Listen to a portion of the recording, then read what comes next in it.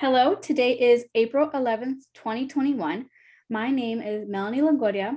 I'm interviewing Michelle Longoria for the University Library Special Collections and Archives at the University of Texas, Rio Grande Valley, hereafter abbreviated as UTRGV. This project is in partnership with the Voces Oral History Center at the University of Texas at Austin.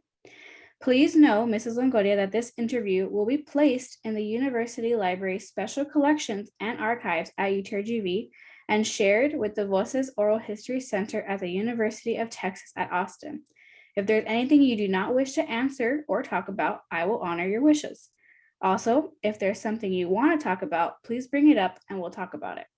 The University Library Special Collections and Archives will archive your interview along with any other photographs and other documentation you are willing to share. UTRGV University Library will retain copyright or non-exclusive right to the interview and any other materials you donate to special collections and archives at UTRGV. Because we are not conducting this interview in person, I need to record you consenting to make sure you agree with our interview procedures before we continue. So I'll ask you a series of 6 questions. Please say, yes, I agree, or no, I do not agree after each question. Number 1, do you give University Library Special Collections and Archives at UTRGV consent to archive your interview and your materials at the UTRGV University Library? Yes, I agree. Number 2, do you grant UTRGV University Library Special Collections and Archives right, title, and interest in copyright over the interview and any material you provide? Yes, I agree. Okay, number 3, do you agree to allow UTRGV University Library Special Collections and Archives to post this interview on the internet where it may be viewed by people around the world? Yes, I agree. Okay, number 4, do you grant the University Library Special Collections and Archives consent to share your Zoom interview with the Voces Oral History Center at the University of Texas at Austin for inclusion in the Voices of a Pandemic Oral History mini project, which will include posting the interview on the internet? Yes, I agree. As you recall, we previously filled out a pre-interview form. We use information from the pre-interview form to help in research. The entire form is kept in a secure Voces server at the University of Texas at Austin. Before Voces sends it UTRGV University Library Special Collection and Archives, we would have stripped out any contact information for yourself or family members, so that will not be part of your public file. Your public file will only be accessible at UTRGV University Library. The final 2 questions ask for your consent on what I just described. So number 5 is, do you wish for us to share the rest of your interview in your public file available to researchers at UTRGV University Library Special Collections and Archives? Yes, I agree. And the last one, number 6, on occasion, UTRGV Special Collections and Archives and Voces receive requests from journalists who wish to contact our interview subjects. We only deal with legitimate news outlets. Do you give consent for us to share your phone number or your email with journalists? No, I do not agree. Thank you for your consent. Your experiences and stories mean a lot to us at UTRGV Special Collections and Archives. I look forward to what you say in the interview questions I will now ask. Okay, I'm gonna do a little introduction. Michelle, thank you for your time and contribution to this project. Your understanding and knowledge gained from this last year are very important to us at UTRGV Special Collections and Archives and the Voces Project. Particularly for us at UTRGV Special Collections, we are committed to preserving the stories of Mexican Americans and Latinos from South Texas and the Rio Grande Valley, and those who work closely with these populations during this COVID-19 pandemic. Because you are a newly retired middle school math teacher who cared greatly for her students in the community of Brownsville, Texas, and because you are a daughter, sister, mother, and friend who is knowledgeable of ways COVID-19 has affected others in her inner circle, I know you have many meaningful stories and experiences to share on how COVID has impacted these roles you carry out in your life. Before I begin asking questions about your experience from this past year, tell us, who is Michelle Longoria? So you can tell us about your hobbies, like what you like to do, who you are, anything like that. Okay, well, yes, my name is Michelle Longoria, and I started out as the daughter of Pauline and Albert San Miguel. I have a younger brother. He's 4 years younger than I am. His name is James Albert. And I grew up in a family that was very close. It was just the four of us. And my parents, I was blessed with parents that were always there for me. And it's very supportive. And I felt, loved. I then grew up, went on to school, decided, my parents really didn't tell me, but I had made up my mind when I graduated high school. There was no question about going to college. So I decided at that time that I wanted to be an educator. So I went to school for the 4 years to become an educator, uh, which was more than half of my life. And I am also very blessed to have been able to do that.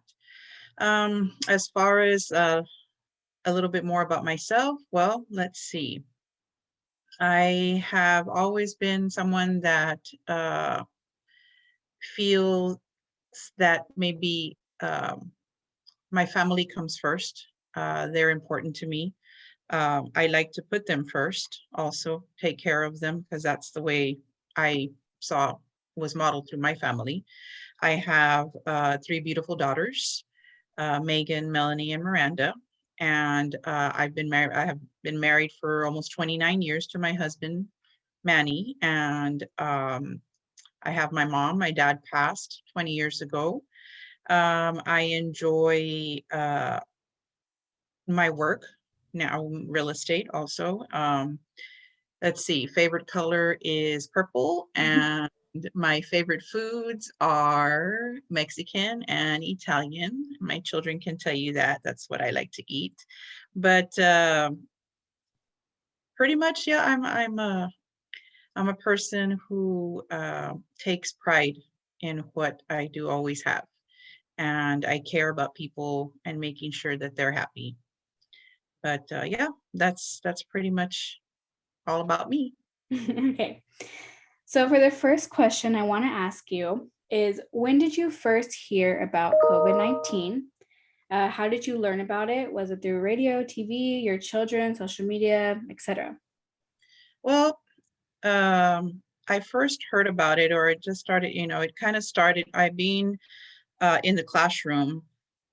We are notified through the school district when anything and something that is important that is happening throughout the school district that will affect its students and employees. So other than hearing everything on television that was going on, there was the buzz at work. Mhm. I noticed that several events like science fairs and trips that kids were going to be going out of town were starting to be canceled. Mhm. So everybody was kind of like, okay, this is really serious if they're canceling events and and it was about the time right before spring break of 2020, about the week before, and things were getting a little strange. So when we finally left for spring break, we never ever thought that we weren't going to be able to go back. And Mhm. during that week, during spring break, that's when everything just kind of exploded. Mhm. Okay. What was your first reaction to the information about COVID? I think it was pretty much the same as everyone else. I guess we at first we didn't take it as serious as we thought, because we've had other scares before with other kinds of the we had the what was it, the swine flu a while back, but that just kind of went away after a week or two, and we didn't hear anything about it. So we thought maybe it was just, I thought it was just maybe something that was going to last maybe a week or two, but not to the extent that we have been going through now. Mhm. At what point did you realize this pandemic was a serious life altering event? Or do you not think it's serious, and why? Yes, it's very serious because several people have lost their lives Mm-hmm. due to COVID. Um, when I finally figured that it was serious was, I guess, as an educator, we were getting email after email every single day. We started having, I mean, I had never ever been in a Zoom meeting before. Mm-hmm. And when we finally did have that first one, and my principal, my boss, started letting us know that we weren't going back after spring break. But we thought that was just going to be maybe a week. And then weeks turned into months, and everything just, I mean, when you're talking about the whole world being affected, then that's when you realize, okay, this is really serious. Mm-hmm. Okay. Over the last few months, what news media, social media, or other sources do you rely on to keep you informed about coronavirus? Well, I'll watch the national news. Mm-hmm. And then, of course, you have your Fox stations on TV, and then if you have your local stations, and that we watch. And then, of course, social media. There's Facebook, there's Instagram. I really don't get into Twitter, um, but Facebook, Instagram, but mostly television. As far as I haven't received a newspaper in years, Mm-hmm. but that's pretty much where I was getting my information from, everything in the news media on TV. Okay. Can you share with me what you understand about COVID as an infectious disease and any of its variants? Likewise, can you share with me what you don't understand about this new coronavirus? So, what you understand and maybe what you don't understand. Okay, as far as what I understand, the virus can be contracted. That's the scary part. I mean, just with uh, anybody, as far as when we talk, Mm-hmm. our saliva or sneezing or coughing, any kind of that gets into the air. I mean, even if you have your mask on, the scary part is that if your eyes aren't covered, I mean, it can go into your eyes also. So it's airborne. That's what I felt was the scariest part. And then people, I mean, eventually we ended up getting a little paranoid, not paranoid, but I guess we needed to be safe as far as what we were touching. I mean, you don't realize how many things, or until this pandemic, how we touched so many things that other people touched, and we just Mhm. took it for granted, uh, be in case, like, for example, going to the grocery store alone, you touch the handles on the basket, you touch the items on the shelves, we touch uh, everything as far as like when we're putting stuff on the conveyor belt, when we're paying. And I mean, it's endless. And there's so many ways that it can be contracted. Can you repeat that question, the second part again? Oh, is there anything that you don't understand about the virus? Um, what I don't understand about the virus is what the people that did survive, that have had COVID, Hmm. what are there going to be any long-term effects with these people that have survived COVID? Are they ever going to be completely healed Hmm. from it? Hmm. Another thing that I have questions about is the vaccines. There's three different vaccines. You have your Moderna, you have your Pfizer, and you have your Johnson and Johnson. I mean, are there going to be, since they had to come up with these vaccines so quickly to start vaccinating people, what is the long-term effects? What are those long-term effects going to be? That's what I don't understand. I guess not knowing is the scary part. Hmm. That makes sense. And you just answered the next question can you tell me what you know about the various vaccines available? How do you feel about them? So you kind of, if Right. you want to elaborate more, you Well, can. yeah, I mean, I know that Moderna and Pfizer, you have the two doses, and then Johnson and Johnson, which is the one dose. Are the double doses? That's what I want to know is, are they more effective as opposed to the one dose for Johnson and Johnson? Because my own mother and mother-in-law have gotten the Johnson and Johnson vaccine, which I'm very happy that they've already received it. But I'm just curious. I just curious. Is there a difference between those two? And again, the long-term effects. Is there anything that's going to affect our health in the long run after having those vaccines that they had to produce so quickly. Mhm. Okay. Do you have a vaccination story you'd like to share with me now or perhaps later in the interview? A vaccination story? Well, um, my daughter Melanie finally convinced me to go ahead and get my vaccination because I've been a little eerie about it. I Mhm. wasn't sure. I've been going back and forth, yes and no, yes and no. I thought, okay, well, I'll just hold off a little bit more and see what I hear out there. But I understand now that several people have already received it, and I am in a job that I am constantly surrounded by people in situations that, can be difficult. And I don't want anything obviously to happen to me or my family. So I know my daughter already received it. My husband is going to luckily receive it at work. Mhm. But I'm working on, I just signed up for my vaccine Mhm. this coming week for my first dose. Okay. Um, this is the next one. Do your family members hold the same beliefs as you about COVID, or are there some who take it more seriously or lightly? I think all of us, as far as our family members, I mean, I have my brother, I have my mom, and then I know that my mother-in-law and my brother-in-law already had their vaccine. And Mhm. yes, of course, we take it seriously. My mother-in-law being 90 years old, my mom being 75, and they have their own health issues, which would put them in harm's way, I think, even more because of their age. But again, it affects anyone at all. But no, I mean, I think tell me, repeat the question again for me, the last part. It was just if your family hold the same belief, or is there some people that are taking it more seriously or even more lightly I than think we're you? all pretty much in the same boat. We all know that it's important to get the vaccine and we just want to be safe. All of us. Yeah, I mean we're all pretty much uh know that this is something that we have to do to keep our family safe. Yeah. Okay. So these next few questions are going to be about how COVID has affected your family, friends, and other occupants, especially being from Texas and living in a border town. So this next question is, can you share with me how many members are in your immediate family? In my immediate family, there is in my own household, there's five. Well, four. There was Mhm. five. Now there's four.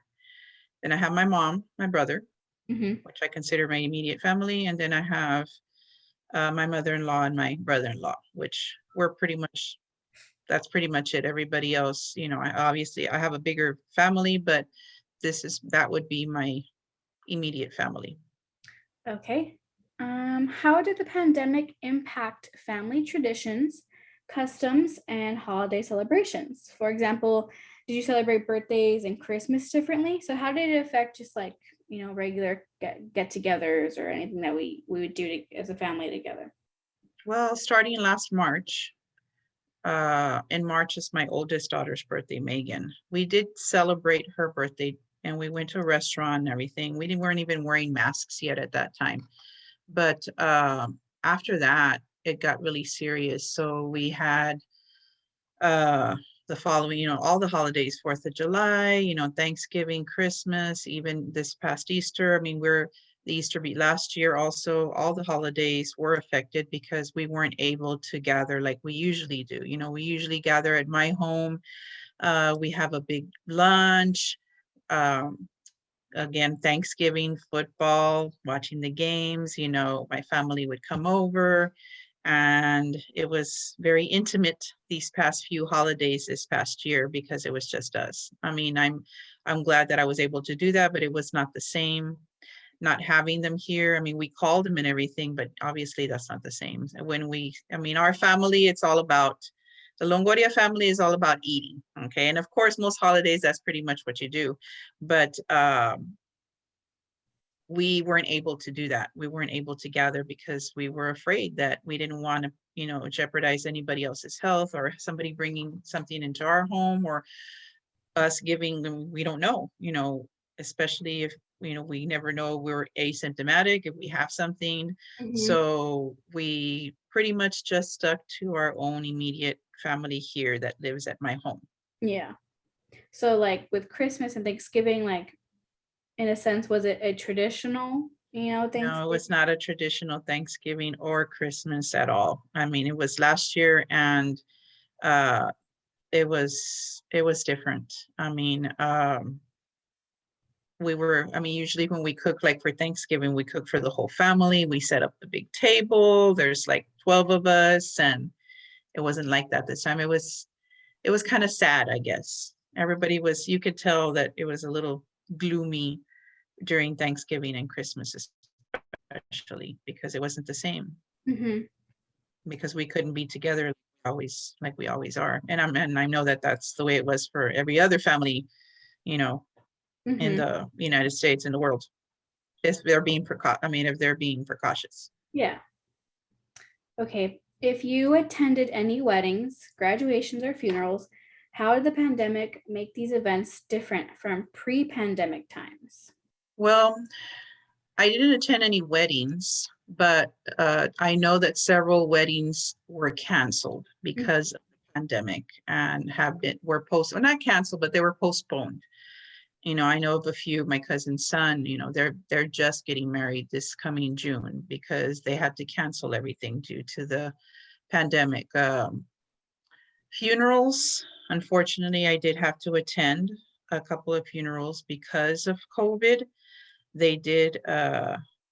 One was two because of COVID and one because of something else. But even then, just the funeral itself, uh, you go in very cautiously, because what do you do at funerals? You shake hands, you hug, you want to make them feel better, Hmm. and you can't do that. So it feels strange. Got me myself, I'm a hugger.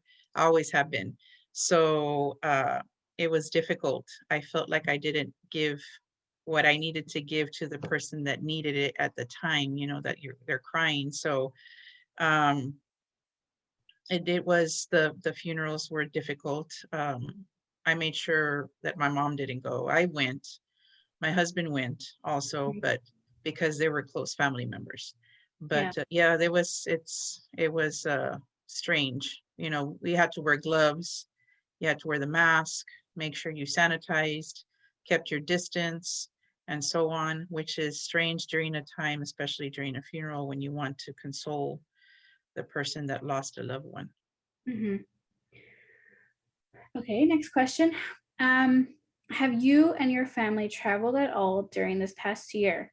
And where did you go and why? We didn't travel at all, other than recently my daughters and I decided to take a little girls trip for a couple of days to San Antonio and Austin and New Braunfels. We decided finally that we needed to get away, um, knowing that we were going to have to take all precautions, wearing our masks, washing our hands, sanitizing, and so on, having everything on hand, and knowing that everywhere we went, we were taking the chance. But we could see that people let go a little bit, as opposed to last year at this time. Uh, but at the same time, we're still being cautious. But that was the first trip that we had taken. We hadn't gone anywhere at all. I mean, as far as, even like restaurants, we were careful when we first started going to restaurants. And as far as, where we were sitting, and making sure that we don't touch menus. And, again, the endless things that we touched that we took for, we didn't even realize until now. Okay. Um, what did you know? Because you did travel, what did you notice being in a different area than your home? Were people wearing masks? We went up to hill country one day, and which is northern part of, maybe closer to Austin.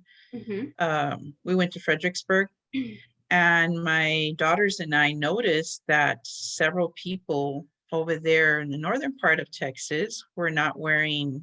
We were all, wearing our masks and everything. It even felt kind of weird that we were wearing it, and so many other people were not wearing it. They were just walking about, just as if everything was normal. I mean, we were outdoors also a lot of the times, but still it's like it was kind of weird. It kind of felt the other way around, as opposed to here when you walk around, you're not wearing your mask. You feel like, oh my God, they're looking at me. I'm not wearing my mask. Not that we would do that, but over there it was the other way around. It's like, okay, these people are wearing masks and all these other people are not wearing masks. So I felt weird wearing one.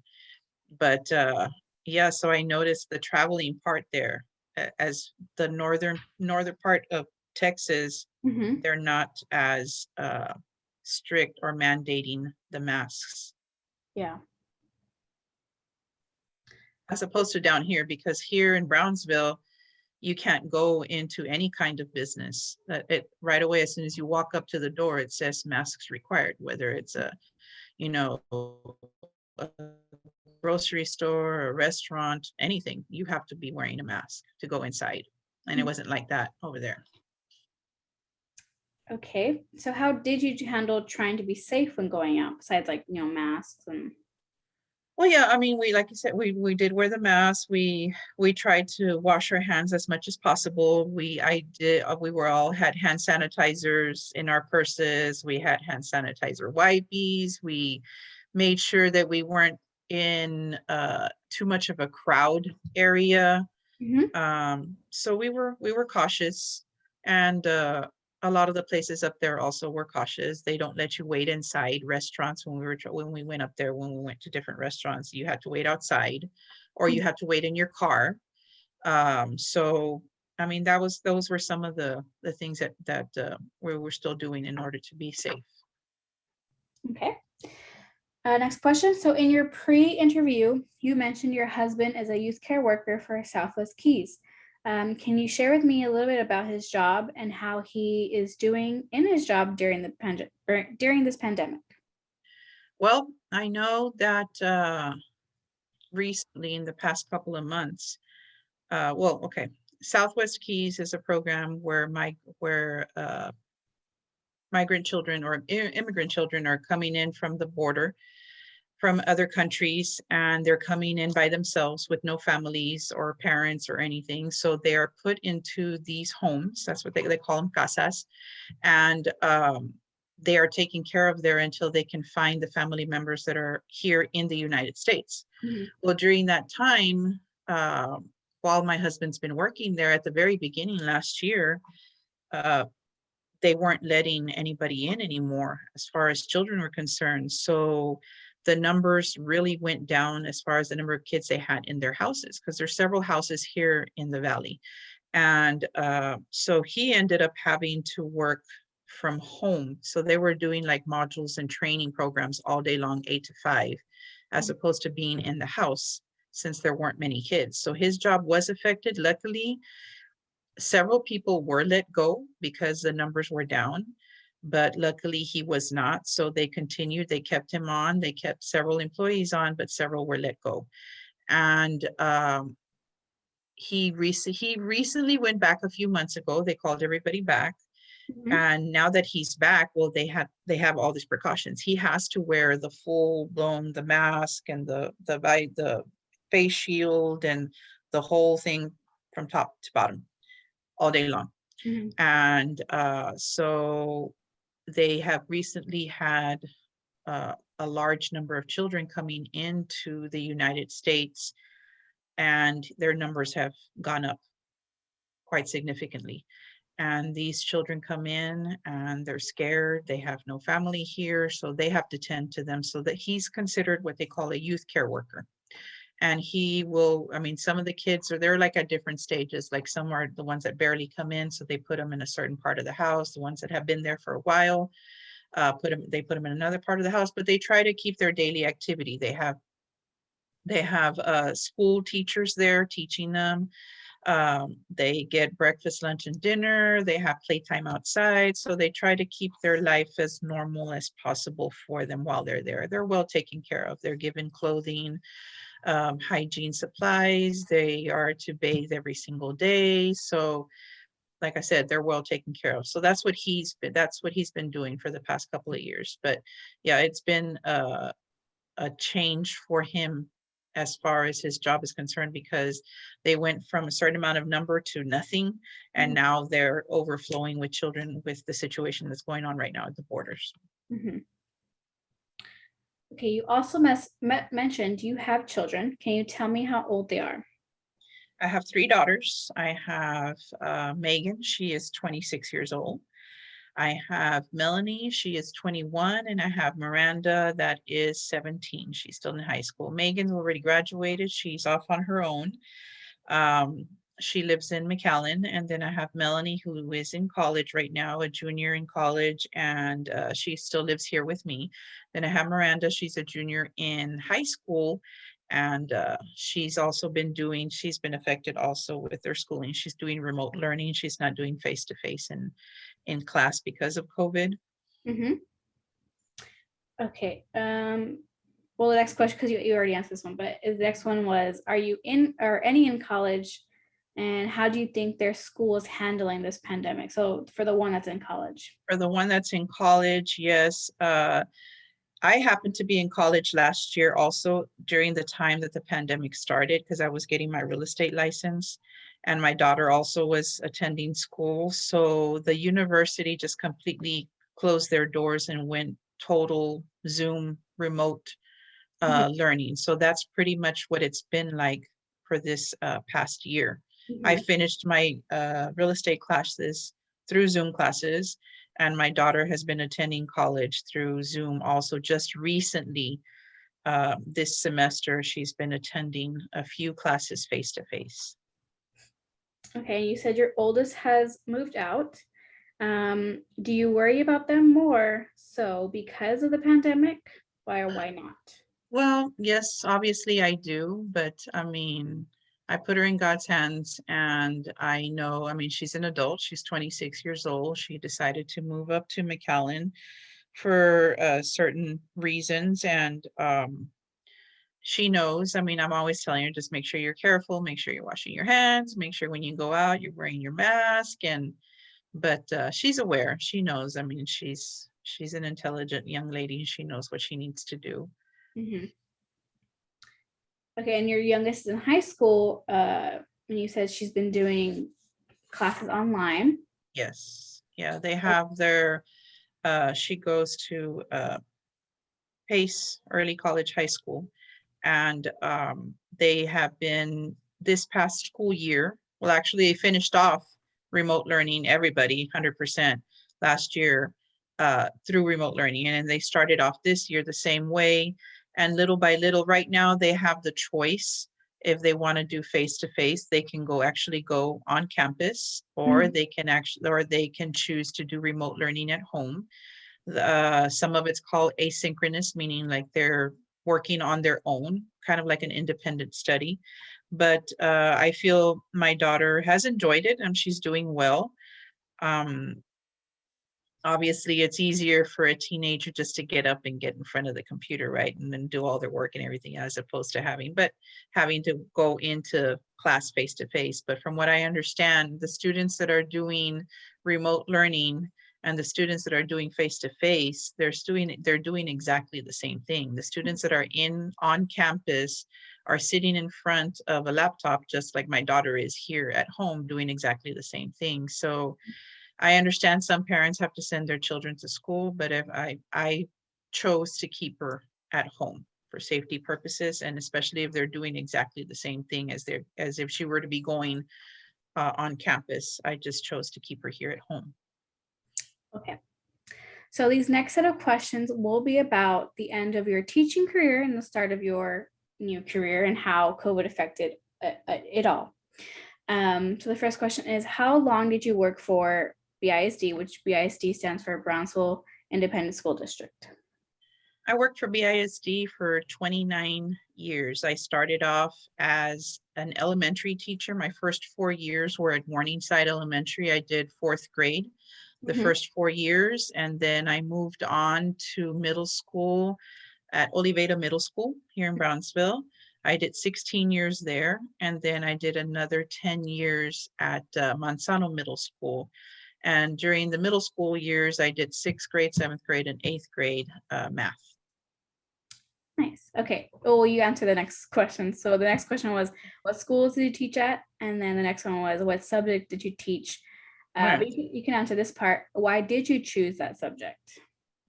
I've always had a love for math. I had some really good math teachers, and back then it wasn't called middle school, it was called junior high. I Mhm. had some really good math teachers in junior high and in high school, and they inspired me. I don't know, I just had uh, the love for it because I loved the challenge of solving a mathematical problem and what it took to solve it. So that was just a thrill for me. And knowing the passion that the teachers that I did have, that I was lucky enough to have, I know that math is not a subject that is liked very much by everybody. It's always, oh, what, math is my weakest subject. I heard that, 1,000 times. But I wanted to continue. I wanted to do that, and I had that passion for that subject area, and I chose to have that certification because my major is elementary education, which doesn't exist anymore, and my minor is math first through eighth grade. So Mhm. when I moved up to middle school, I was able to do sixth, seventh, or eighth.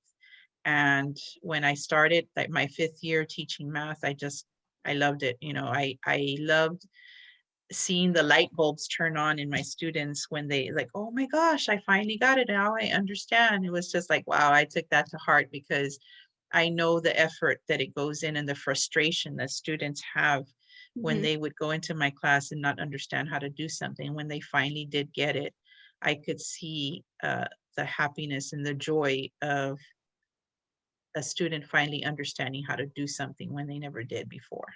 Yeah. Okay, next one. Can you tell me some of your thoughts on how BISD handled educational instruction and safety during this pandemic? Well, when we first started out last March, when we didn't go back after spring break, all the way through May, the end of May, Mhm. obviously the campuses closed down. We have 52 campuses here in Brownsville with BISD. So they closed down. So teachers, administration, students, everybody had to adjust. And we had to adjust to going to online and all the different platforms that were available. Teachers had to learn how to do. It was like everybody was starting out like a brand new teacher. Mhm. And the students as well, we had to teach them how to do the online learning. And what was difficult was that not every student has access to a laptop or a computer or some kind of technology to Mhm. where they can do learning. And that in itself, you have families that have maybe 4 or 5 children and maybe one laptop if they were lucky enough. So BISD decided to go ahead and start handing out laptops to students that needed it. Mhm. And they checked them out so that every student would have a laptop to be able to do learning at home. um, when we went back this year, I didn't get to go back, but I know I did hear from all my teacher friends, they started off again with 100% remote learning. And then little by little, gradually, students have gone back. From what I understand, I know that there are only a certain amount of desks per classroom. They have some kind of shields around the desks. The teachers have shields themselves around their desk. They don't walk around. They're not able to interact with the students like before. They are behind their desk doing the remote learning with their computer to the students that are actually face to face and the ones that are remotely learning. Wow. How did you feel working from home for the first time? Were there any challenges? There were, because I mean, as it is, sometimes it's hard, it's difficult getting through children when you have them there with you in the classroom. Mhm. I mean, even more if they're at home, it's even more difficult to get through your students as far as learning is concerned in any subject area. So it was difficult to try to get through a lot of children. I know that, I mean, what happens is some students will fall through the cracks and they don't have the parental support at home, checking in, okay, are you doing your work? Are you doing what you're supposed to do? Did you get, are they checking their grades?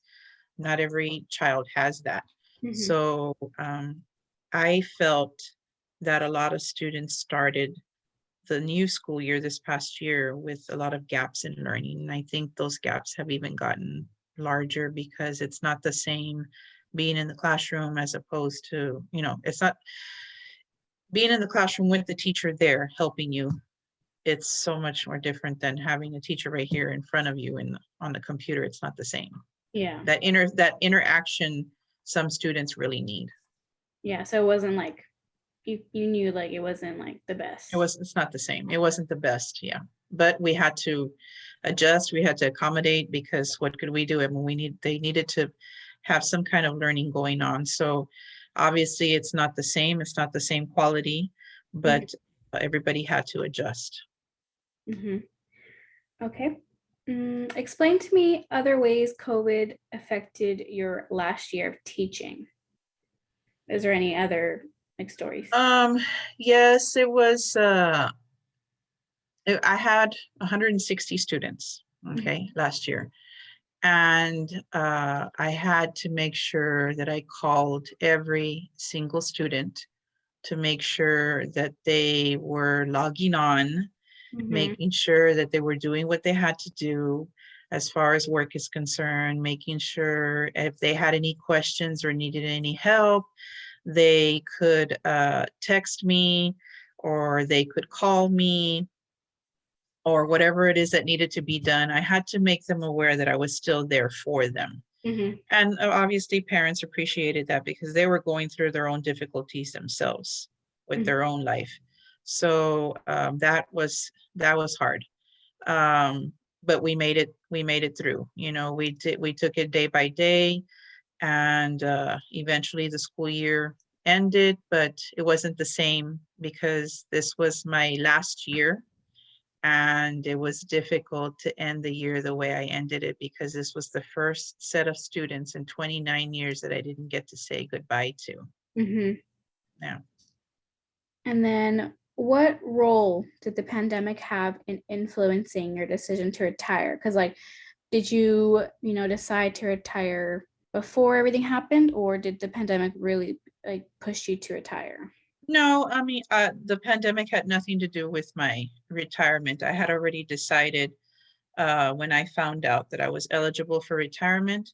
Um, the previous year, I had already said, okay, this past year, 2020, was going to be my last school year of teaching, but it just so happened to fall at the same time during the pandemic. Mhm. So honestly, COVID had nothing to do with me retiring. It was a decision that I had already made. Yeah. So how did you feel to know that you're retiring, but not in the way you had originally thought? It was uh, it was a bittersweet moment because my picture was okay. I end the school year with these students like I did every other class. Um, and it wasn't, it was just like it just ended just like that. I didn't get to say goodbye to my students. I didn't get to say goodbye to any of my colleagues, in person. I felt like there was no closure. It just like stopped. There was Yeah. no closure for me. Mhm. And I felt like I was cheated out of that.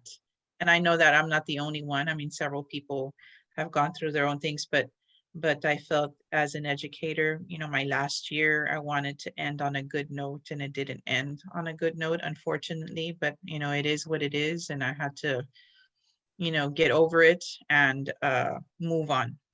Yeah. And now, do you regret retiring when you did, or is there a sense of like relief? I don't regret retiring because it was a decision that I wholeheartedly knew I wanted to do. Yeah. Um, so I don't regret it at all. There was a bit, I'm going to be honest, there was a bit of relief because I can see everything that my um, fellow ex-colleagues are going through and the pressure and the stress and everything being the way it's done now, especially for us old school teachers. It's, Mhm. everything is technology. And for some, it's a little difficult to grasp right away, as opposed to your newbies that, go in and they can just like whip everything up right away.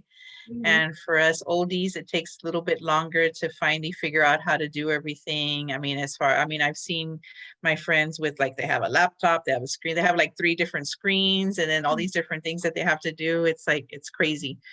And then, so no, I mean, I don't regret it at all. And I'm happy with my decision, but I feel for my ex-colleagues, Mhm.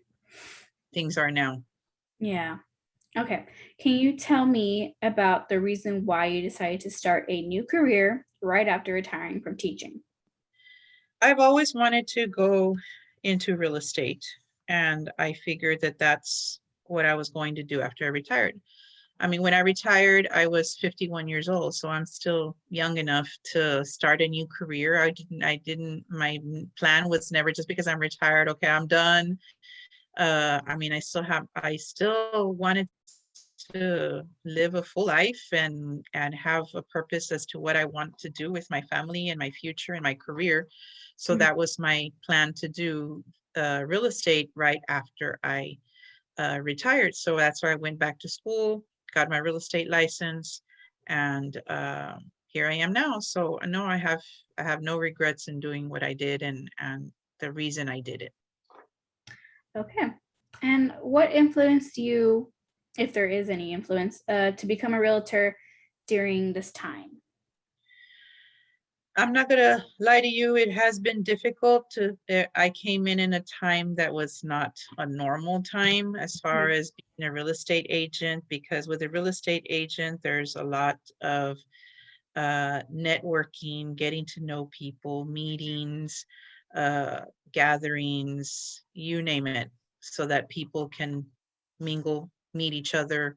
Mhm. And I haven't been able to do any of that at all. So I pretty much have been on my own. If anything, I've met, my own colleagues in the office. But as far as like gatherings and stuff that real estate actually does, we haven't been able to do any of that. My biggest influence, though, was my mother. My mother was a real estate agent for 28 years, and I saw everything that she would do. I would even kind of shadow her sometimes. I would help her out, and I've always liked it. I've enjoyed. I feel like now, when I was an educator, I was helping my students. Now, and in what I mean, in some way, I was making a difference in their lives. Now I feel like I'm still making a difference in people's lives, but in a different way, because I am involved in the process of somebody purchasing the biggest expense of their life, whether it's a home or a property or or selling. People that are selling or people that are purchasing. This is a big step in their life, and I'm able to be a part of that, and it's a great feeling being Mhm. able to help people in something uh, as big um, as something like this in their life. Mhm. Okay. Can you explain to me the process for becoming a realtor and how did the pandemic affect the way the classes were run? So how did, everything, what was the process and how did it get affected? Okay. There are 6 courses, 6 classes that need to be taken. And I know, again, I'm old school. I like to have face to face, in person. So I thought, you know what? The university, the UTRGV is offering classes for real estate. So I'm going to sign up. It's in person. There's a professor there in front of me. That's Mhm. how I like to learn. So I started off like that, first couple of classes, and there's 6 of them. So the first 2 classes I was able to get done in person. Mhm. During the third class, that's when the everything started happening in March, because I Mhm. started in January of last year. Mhm. And we had to resort to Zoom classes, just like everybody else. So we had a new professor come in, finished off the rest of the classes with him. Um, what was the rest of the question? I'm sorry. It was just the process. So you took classes. What else happened after, like to Yeah, get we your certification and all that? yeah, yeah. Well, when as soon as COVID hit, hit in March, took a couple of weeks to get everything adjusted. So we started back in April. Mm-hmm. So we ended up doing Saturdays and Sundays, half days instead of 8 hours, because we started out doing 8 to 5 when we were in person. Mm-hmm. But it's a little difficult to have somebody sitting in front of a computer 8 to 5. Yeah. So Saturday and Sunday. So what they did was they cut the days in half, which doubled the time, because we Mm-hmm. were supposed to be done like first week of May. With the classes starting in April, the ones that continued, we didn't end up finishing until the end of June. So that put us behind even more. But once we finished at the end of June of last year. And then what I did was I signed up with the Texas Real Estate Commission. I started studying. I started doing study sessions, getting ready for the state and national exam, Mm-hmm. and studied nonstop every single day. You can ask my children. I was stuck here in my office from morning until night, studying, trying to absorb everything, making sure, because I wanted to take that test and I only wanted to take it once, both of them. Mm-hmm. So I did. I studied, and finally I signed up for my test at the beginning of August, and I passed it. Luckily, first time, both the state test and the national test. Mm-hmm. I was so excited. And right away, I signed up with brokerage Keller Williams here in the Valley, and best decision I could have made, best brokerage I could have chosen. And so here I am, 8 months in, and it's going wonderful. Okay. And you answered my next question, which is like the timeline. So like Mhm. when you started and when you finish your classes, and then how long has it been since you started? So like, Right, right. I started in January. We finished in June, and then took my test and everything, passed in August, Mhm. and I started right away. I started off right away. Mhm. Okay. And now, do you think there is less possible exposure to COVID being a realtor and showing houses versus being a teacher? If so, why?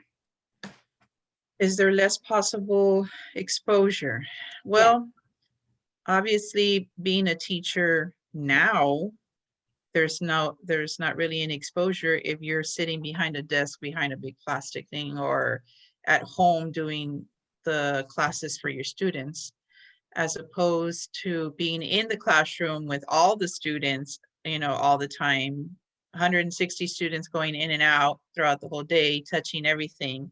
Um, and then in real estate, well, now it's a little different. Like, for example, we just barely started having open houses Mhm. again, because that completely stopped during COVID. Nobody was having open houses anymore on weekends. So we started doing that recently, but with all the precautions. We wear our masks. I make sure that I take hand sanitizer, and any kind of snacks that I put out are individually wrapped, as opposed to before you could put cookies and cupcakes. Well, I'm not going to do that anymore. I do make sure you got your granola bars or cookies or whatever, that, just a little snack for the people that go into open house. But showing houses, we're very careful. Also, I before I was the type that, you're going to you shake somebody's hand when you meet them for the first time. Now it's like, okay, we'll step back. I feel like I'm being rude when I don't, shake somebody's hand. So now everybody does the little fist pump, just to at least say hello. If not, we just say hello. And I mean, everybody's kind of adjusted to that now. Before it was like, you didn't shake somebody's hand, it's like, oh, okay, well, what's their problem? But no, I mean, we've adjusted as far as showing homes and stuff like that. Some realtors, what they'll do is they'll videotape the home and send the video to the person if they don't want to go in person. Mhm. Pictures are always a big help also, but there's been adjustments, yes, in real estate as a real estate agent also. Mhm. And how is the housing market down here during the pandemic? Have you listed or sold many houses? Honestly, it has been crazy. You would think that maybe the housing market would have gone down. Right now, Mhm. as they say, it is on fire. Um, the interest rates have gone down tremendously, which is why buyers are right now buying homes Mhm. because the interest rates are so low. But the inventory for buyers is not there because sellers also have an advantage because right now, if they sell their home now, they'll be getting a lot more now than they would have a year ago because there's not enough homes out there on the market. So when somebody does put their home up for sale, it goes quickly. And Mhm. a lot of times right now it's going for over the asking price. So we end up with bidding wars. There's multiple offers on people that are selling their homes right now Mhm. because there isn't enough inventory out there for buyers. So honestly, this has been a tremendous year for real estate because of interest rates for buyers and because the homes are selling so quick and for a higher price than what somebody would expect or when if they'd be selling their home that's going for above list price Mhm. with multiple offers. Okay. Have you sold any houses or anything? Yes, I have. As a matter of fact, I have been lucky enough that during the 8 months that I have been in real estate, I've had at least one or two transactions per month, for which is what I actually wanted to compensate my retirement because I'm still getting my retirement check, but I wanted to do this just as I wanted to do real estate as far as extra income. But I have been blessed. As a matter of fact, I was counting today. So far, I've had six listings, and I've had four buyers. So it's been, and for being in real estate only, not even 8 months, it'll be 8 months on the 17th of this month. Mhm. That's pretty good because from what I was told from my team leader, is that most of the time a new real estate agent won't have their first transaction until maybe 6 months in. Oh, wow. So I think I'm doing pretty good with already all this going on. I've been working hard. My Mhm. children can tell you that. So I put myself out there. I do my best, and that's all I can do. So word of mouth, social media, whatever I can do, because like I said, it's a wonderful feeling to be able to hand the keys over to somebody that you really get to know during the whole home buying process. Mhm. At the very end, I mean, that joy that they get, and you can feel it. I get it too when I hand over the keys to somebody that finally has a home that they've been wanting, for a long time, and they took so much to finally get to the point where we're able to finally say, okay, we're closed. The house Mhm. belongs to you. That's good. Okay, so after going through the retirement process and then a new career, have you heard of anyone you know that is doing the same thing? Yes, as a matter of fact, my best friend decided to do the same thing. She came in also. She just got her real estate license. Mhm. I've heard there's a few other people that were in my class also that have gotten their real estate license. So I've heard of a lot of people, wanting to get into real estate right now with it being the market being so uh, busy right now and being so productive, and real estate agents right now are doing great as far as sales are concerned. Mhm. But yes, I've had several friends that have come in to real estate that came in after me, and they're doing just as well. That's good. Okay, these are the final questions. Now, these next questions will be the last set. The first one is, how do you feel about the response to COVID-19 in Brownsville? I think our mayor is doing a good job as far as the response to COVID-19 in Brownsville. I can see that they're trying to open up as many places and administer vaccines in as many different places here in Brownsville as possible so that everybody has their opportunity to be vaccinated and be safe.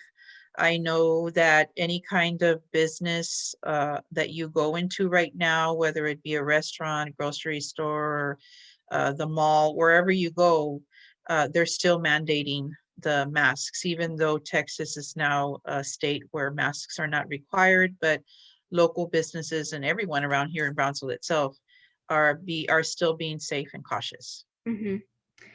Okay, are you satisfied with the state response to COVID led by Greg Abbott? Um, I believe that he's doing the best that he can do right now. I know that he probably has um, his own issues as far as he wants to make sure that Texas is in a position where it's going to start uh, becoming, I guess, normal as possible as we can get, because during the pandemic, so many businesses closed, so many people lost their jobs, so many people were didn't have food. There were so many different things going on, and he's trying to get back to what we used to have before, so that these people that lost their jobs, these people that didn't have food, these people that lost their homes, uh, we can get back to some kind of normalcy. So yes, I believe he's doing the best that he can do.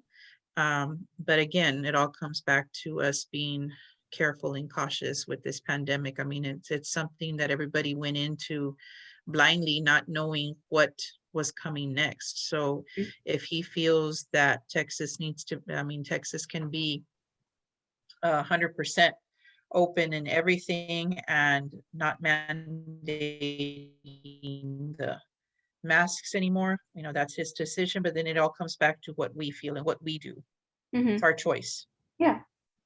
Okay, next one. There's three left. The next one is, are you satisfied with the current national response to COVID led by President Biden and his administration? Um, yes and no, I guess. There's been several situations. I mean, there's, for example, the borders being open now. That right there in itself, with all these people coming in now freely, how do we know that they don't have COVID? How do we know that they're not bringing it in? That's one situation. But I feel, again, just like with our governor, he's doing the best that he can do. And when it all comes down to it, it's going to be our choice and what we have to do. Sometimes, I know it's sad to say, we got to fend for ourselves. Sometimes the government might be made, they think they're making the right decisions, and maybe they're not. Or we have, I mean, everybody has different opinions as far as what our government does. And personally, I feel that sometimes we just got to take care of our own. Mhm. Okay. What would you do differently if you had the power to choose how to respond to COVID policies, laws, or decisions in, workplaces or other environments? Okay, well, I would make sure that everybody, like we're doing right now, we'll make sure that everybody gets vaccinated. So Mm-hmm. that way we're a little safer. Mm-hmm. As far, I would wait and see, like, okay, once everyone's vaccinated, that doesn't mean that everything's just going to go away. Mm-hmm. Slow, it's going to take time for this pandemic to finally eventually end. Mm-hmm. But I mean, it's baby steps, little by little. As long as we're moving forward, I think that's a positive thing. As long as we're still being cautious and we're being careful, and we're taking care of ourselves and our families, and being careful, I think that all that in itself is going to be a big help. Okay. And final question. Are there any other stories you would like to share about this past year that I didn't ask about? And if not, it's okay. Well, as far as the pandemic affecting my family, um, there was a there on my mom's side, I do have a big family, Mm-hmm. and my aunt did contract the virus. She went into the hospital, and unfortunately, she didn't make it. I've had several friends pass away because of the pandemic, and I guess sometimes we feel that, oh well, it's never going to hit us, or it's never going to, I'm never going to get it. I guess until it hits home in some kind of family member, you realize, you can get this virus, you can die from this virus. And when it hits at home, like one of your family members, that's when it kind of makes you realize, and it opens your eyes that this is something serious. I did have friends and friends, family members pass away. So I know that it's been difficult for a lot of people. There's been a lot of sadness and brokenheartedness and people losing their family members, parents, brothers, sisters, and that, you would think something like this, you would think, okay, you're going to lose them to old age, or you're going to lose them to some kind of disease, but then it ends up being something like this, which I'm sure they go back and think of, well, maybe if I should have done this, if I had done this, or I could have done this, or maybe if I had washed my hands, or maybe if I hadn't rubbed my eyes, or if I hadn't gone out to the store, or if I hadn't had people over to my house. I'm sure that goes through their minds when they lose a family member. So, I guess this is something, I guess, that's going to live forever in our lives. We're actually experiencing, we're a part of history right now that people are, years from now are going to go back and read about what we went through and what we did. Come on. Look what we were doing last year. We were going to stores at 5 o'clock in the morning for toilet paper. Toilet paper and paper towels and food items. That was crazy. Lining up outside of the stores. When we never thought that we'd be doing that, but there we were. We were, surviving, and I think that's what we are. We're survivors, and we're just doing our best that we can do to get through this until if it's ever over, or if there's ever any kind of normalcy that we get back. Yeah, eventually, like, we just gotta stay hopeful. But okay, so thank you for your time and contribution to the UTRGV Voces Oral History Project. You're very welcome. Okay, I'm gonna stop the recording now. Okay.